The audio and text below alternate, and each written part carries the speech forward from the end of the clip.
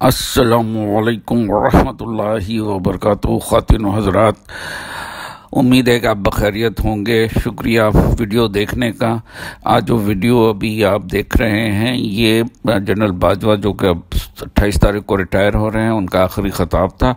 उस आखिरी ख़ताब में भी उन्होंने जो है वो हम ईस्ट पाकिस्तान में जिन्होंने कुर्बानियाँ दी हैं, ख़ास तौर पे ECF का जिक्र किया है। तो उसके जवाब में हमारी EPCF फाउंडेशन के जो जनरल सेक्रेटरी, उन्होंने उसका शुक्रिया अदा किया। आप आगे अब वीडियो देखें। जज़ाकल्लाह खैरन। अल्लाह हाफ़िज़।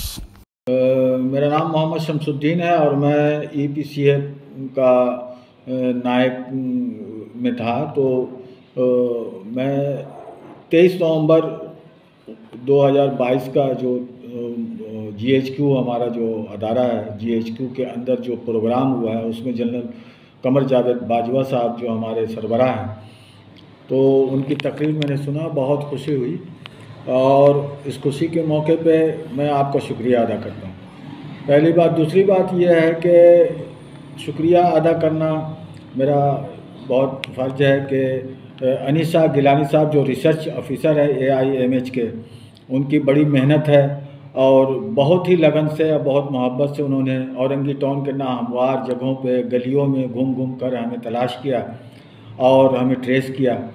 तो ये पूरे पाकिस्तान में 975 लोगों को उन्होंने ट्रेस किए।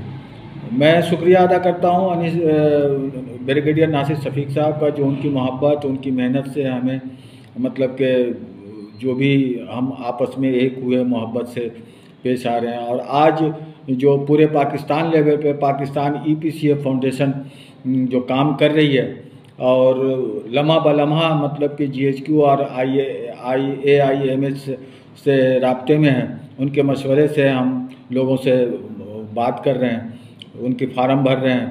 तो जो लोग रह गए हैं उनको भी मतलब कि मायूसी ना हो।